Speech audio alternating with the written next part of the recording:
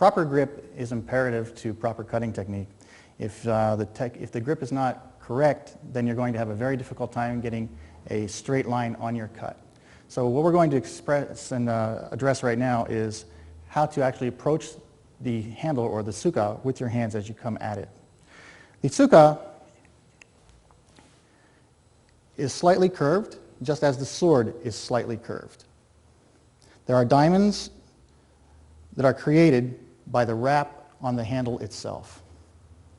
We take the left hand and we place it from the back side of the sword toward the handle. The knuckles will be in line with the diamonds. The right hand approaches from the top and is at least 1 finger width from the sword guard itself, the tsuba. So we never want to have the hand tight against the tsuba. We want at least 1 inch to 1.5 inches away. Notice my hands are not wrapped in from the sides, the thumbs are not on top. We're always gripping the sword like we can grip it with 2 hands and support it with the palm of the hand. And gripping. As we come from an overhead, the arms are in line, the wrist bone, the top of the wrist is in line with the wrist bone on the left side.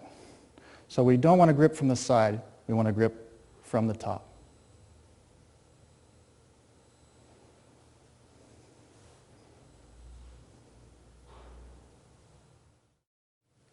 Any good swordsman is familiar with his tools, and his tools in this case happen to be the samurai sword itself, the katana. So what I'd like to go over right now are different parts of the katana so that you will recognize those terms and parts of the sword as we go through the rest of the DVD.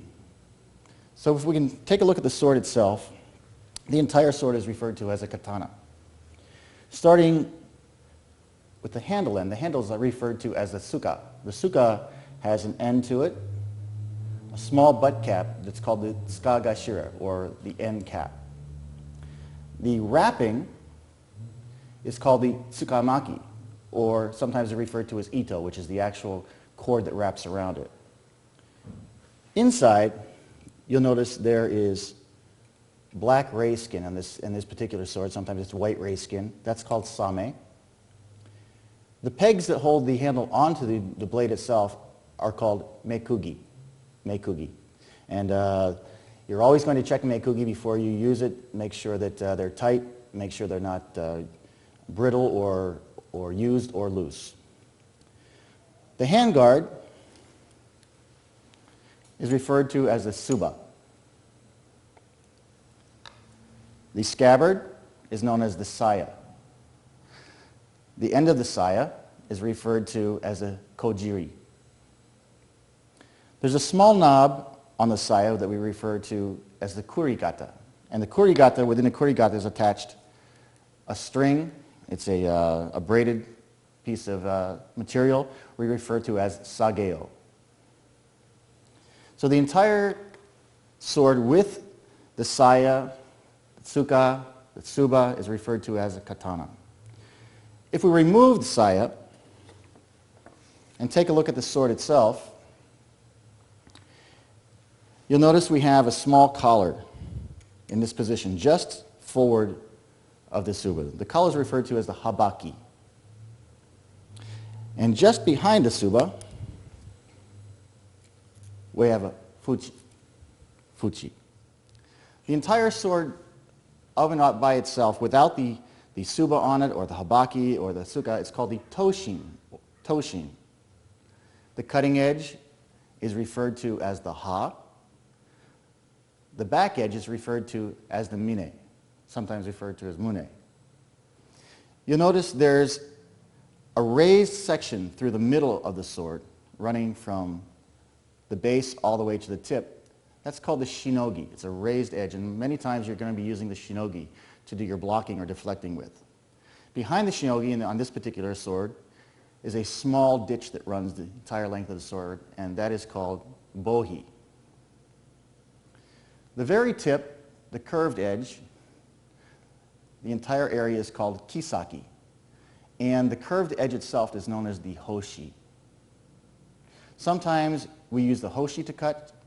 But most of the time, we use the cutting edge that goes from a slight line called the yokote that separates the sword from the kisaki back to about 9 inches behind.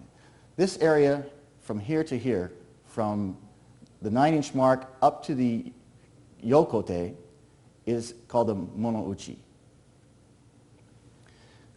There's a cloudy line that runs just along the edge, and that's referred to as the hamon. If you understand these parts of the sword, it's very easy to understand sword technique and how and why this sword works. The basic curvature of the sword, for our express purposes in Iaido or Bato Jutsu, is it has a general curve to it which we call sori. So there's a general curve that makes an arch. And for Iai Jutsu or Bato Jutsu, the perfect curvature, the most curvature is in the very, very center of the sword. So as you continue to learn your sword technique, it's important that you learn a little bit more about the sword.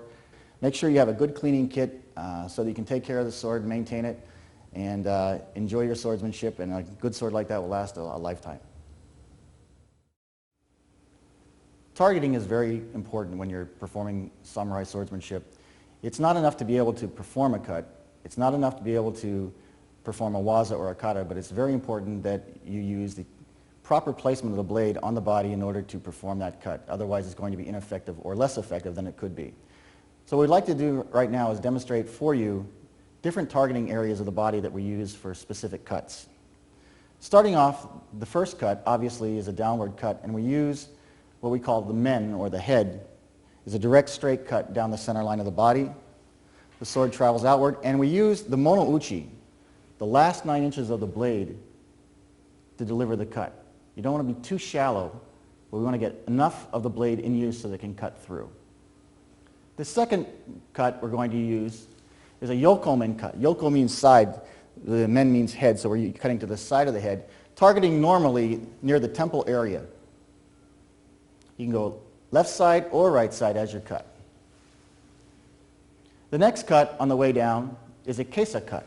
The kesa cuts and follows the line of a monk's robe. Or as you see, I'm wearing a monsuki, or a formal robe.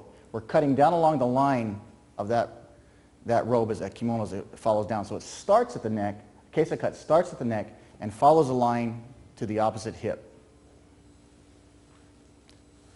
Delivering the cut can be delivered with the monouchi or the kisaki. The kisaki can also cut through the body as well as using the monouchi to cut a little deeper. We can cut a kesa from my left shoulder to my right hip, or we can cut a kesa from my right shoulder to my left hip. We can also cut in the opposite direction. We can do a return cut.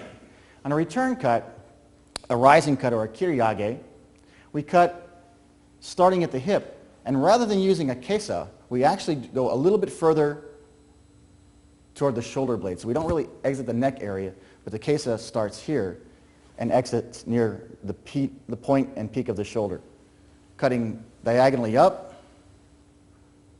right side, then diagonally up the opposite direction, starting at the hip and exiting the shoulder blade. The next cut is a do cut. Do means the main portion of the body, and this can be done from the front or from the back, sometimes cutting behind the shoulder blade or to either side. Yoko, which is a sideways cut, sometimes referred to as suihei. Suihei and yoko are the exact same cut. It's a very flat cut, or an angular cut as to the body. Right to left, straight through the body, or left to right through the body. Sometimes diagonally through the body from this position. That's still considered a do cut. The other cutting targets are on the extremities. What we refer to as the wrist is known as the kote. So sometimes as I hold a sword, my kote is exposed, particularly my right kote, because it's always forward as I hold the sword. So the kote can be cut in this position. Sometimes the kote is cut in this position. So that is a kote cut. The other cut is a hiza. Hiza is the knee. Sometimes as I perform a hasso no kamae or a jodan no kamae or a wakigamai, obviously the closest target to the opponent is the knee area, and he cuts low to that area.